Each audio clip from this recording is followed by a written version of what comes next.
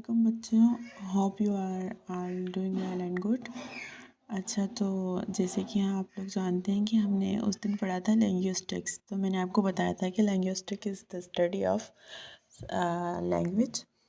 तो हमने लिंग्विस्टिक की बारे में मैंने आपको इंट्रो दिया था कि वो जो है किसी भी लैंग्वेज की साइंटिफिक स्टडी को हम कहते हैं लिंग्विस्टिक्स। और उसके अलावा मैंने आपको ये भी बताया था कि लिंग्विस्टिक्स की कुछ ब्रांचेस होते हैं। उन ब्रांचेस में मॉर्फोलॉजी हमने पढ़ ली थी और अब पढ़ेंगे प्रैग्मेटिक्स। और बाकी जो हैं ब्रांचेस रहती हैं उन्हें स्किप कर दें फ़िलहाल, क्योंकि उनसे हमारा फ़िलहाल कोई काम नहीं है। तो आज हम पढ़ेंगे प्रैग्मेटिक्स। मैं आपको इंट्रो करवा दूँ प्रैग्मेटिक्स का। तो प्रैग्मेटिक्स है क्या चीज़? जो pragmatics, it is a branch of linguistics in which we study about words and their meanings in context. तो इसमें हम क्या पढ़ते हैं कि वर्ड्स और उनकी जो मीनिंग्स होती हैं वो कॉन्टेक्स्ट में, यानी कि कुछ वर्ड्स ऐसे होते हैं सेंटेंस में को पहला वर्ड या फिर दूसरा वर्ड, कोई भी वर्ड होता है ऐसा होता है जो हमें ऑलरेडी उसके बाद आने वाले वर्ड की मीनिंग बता देता है, यानी कि हमें एक क्लू मिल जाता है। और कॉन्टेक्स्ट यानी कि एक हिंट, एक क्लू, समझ जाएं आप फ़िलहाल। तो जैसे कि मॉर्फोलॉजी पढ़ने के लिए हमें मॉर्फीम पढ़ना बहुत इम्पोर्टेंट था। तो यहाँ पे क्या हो रहा है कि प्रैग्मेटिक्स पढ़ने के लिए हमें कॉन्टेक्स्ट पढ़ना बहुत इम्पोर्टेंट है।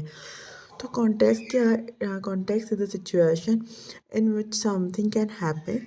It can be the background knowledge. तो कॉन्टेक्स्ट में क्या होता है कि ये जो है किस्म की सिचुएशन होती है जिसमें कोई भी चीज़ हो रही हो, लेकिन उसकी बैकग्राउंड नॉलेज बहुत ही इम्पोर्टेंट चीज़ है। इसमें एक बहुत बड़ा इम्पोर्टेंट रोल प्ले करती है बैकग्राउंड नॉलेज। फिर the most important thing in the context is that we see the speaker intention.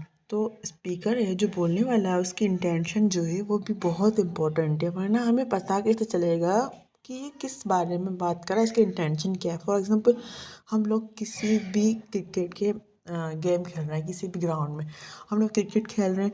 तो अगर मैं जीत जाती हूँ या सामने वाला जीत जाता है, अगर फॉर एग्ज़ाम्पल मैं जीत गई, तो सामने वाला जो मुझे स्माइल देगा या मेरी तरफ देखेगा या फिर कुछ बोलेगा, मुझे मतलब कहेगा, तो मैं समझ जाऊँगी कि इसकी इंटेंशन क्या है। ज़रूर वो अभी हार गया है तो उससे बुराई लग रहा होगा, तो वो क्या होगी, इसकी इंटेंशन होगी।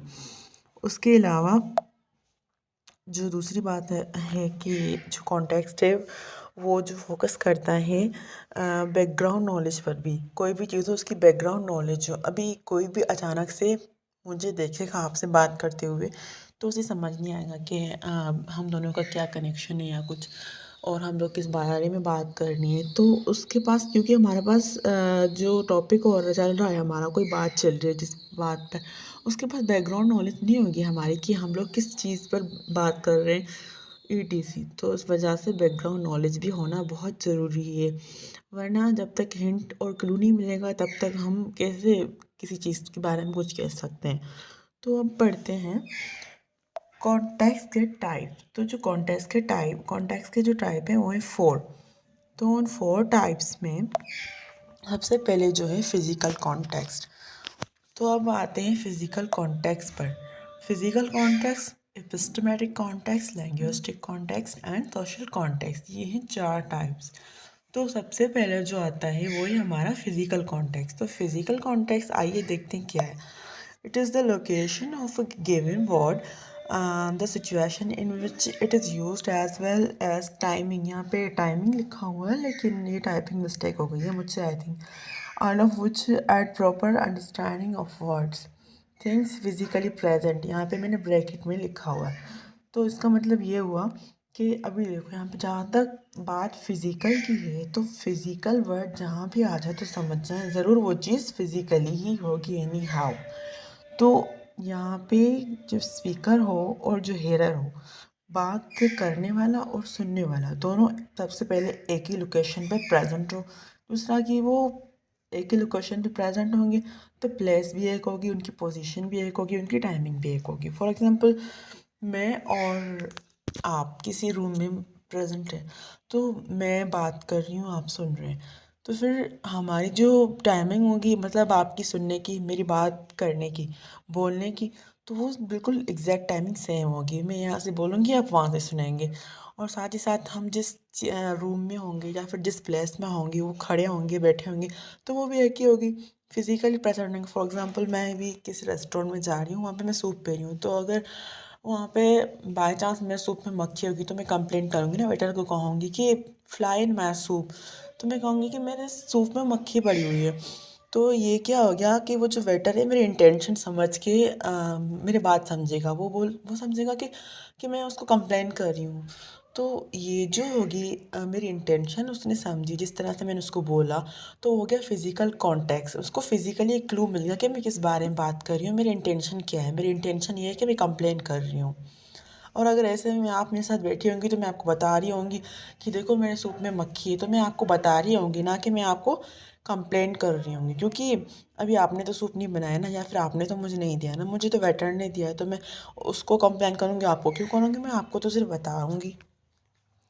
और जो दूसरी टाइप होती है इसको कहते हैं लिंग्विस्टिक कॉन्टेक्स्ट। अब यहाँ पे आप खुद ही समझ जाएं कि लिंग्विस्टिक की बात आई है तो ज़रूर लैंग्वेज की ही बात होगी। It is the linguistic environment in which a linguistic unit is use.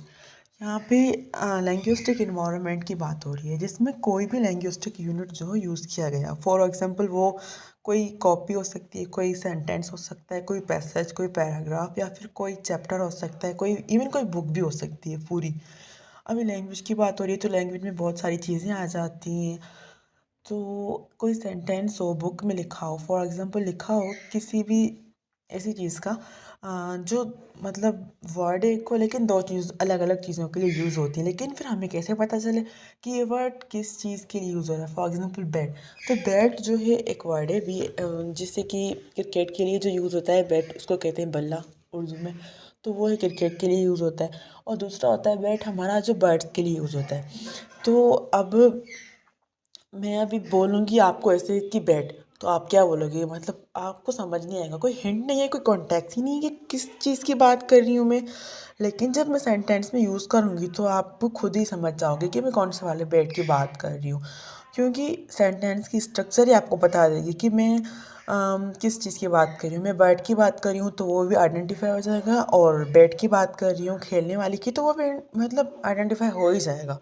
खुद ही आपको समझ आ जाएगा किसी पैराग्राफ, किसी पैसेज, किसी चैप्टर के थ्रू। ठीक है, तो इस टाइप की कॉन्टेक्स्ट को कहते हैं लिंग्विस्टिक कॉन्टेक्स्ट। फिर नंबर थर्ड आती है हमारी, उसको कहते हैं एपिस्टेमेटिक कॉन्टेक्स्ट। तो अब जो हमारी एपिस्टेमिक कॉन्टेक्ट जो है, इसमें क्या होता है कि it refers to what speaker knows about word. तो यहाँ पे वर्ल्ड यानी कि दुनिया। तो यहाँ पे एल की मतलब मैं शायद स्किप कर गई हूँ एल को, जल्दी जल्दी में मैंने नोटिस नहीं किया। तो यहाँ पे ये वर्ड नहीं है, वर्ल्ड है। तो ये जो रिफ़र करता है कि स्पीकर क्या क्या जानता है वर्ल्ड के बारे में। अब इसका मतलब ये नहीं कि वो पूरी दुनिया के बारे में जानता हो, पूरी दुनिया के बारे में वो नॉलेज रखता हो। इसका मतलब ये हुआ कि स्पीकर के पास कितनी नॉलेज है उन चीज़ों की। ज़रूरी नहीं है कि हर चीज़ की नॉलेज हो उसके पास। ठीक है, जैसे कि एग्जांपल मैं आपको कह दूं कि what background knowledge is shared by the speaker is part of your epistemic knowledge. For example जैसे कि अभी मैं मेडिकल स्टूडेंट हूँ, और मेरे साथ कोई बैठा हो जो मेडिकल स्टूडेंट ना हो, वो कॉमर्स का स्टूडेंट हो, तो अब उसकी फील्ड है वो कॉमर्स है, और मेरी जो है मेडिकल है।